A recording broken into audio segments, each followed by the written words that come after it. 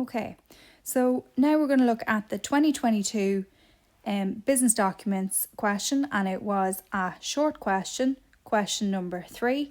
Very, very, very quick one.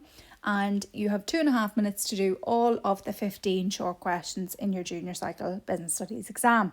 So reading this out, using the information given on the invoice extract below, complete the 3 blank spaces. Okay, so you can see the total excluding the VAT is 30,000. Trade discount, that is an amount given off the price of the goods. So you are giving your customers a trade discount for doing business with you. And so we're taking that away. That gives us a subtotal of €27,000. And then what we're going to do, we're going to get VAT on this amount here.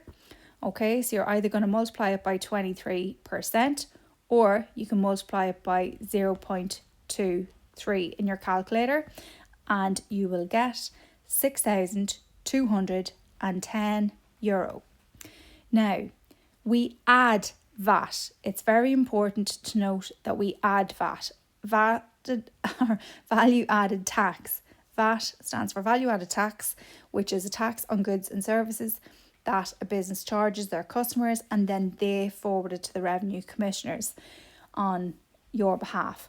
So the total there is €33,210. So that is the invoice extract. So an invoice is sent to customers when we sell them goods on credit. So on credit means buy now, pay later.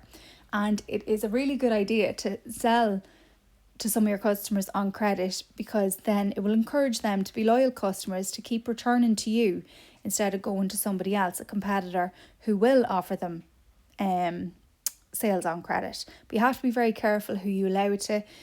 You wouldn't allow it to everybody without doing prior checks, etc.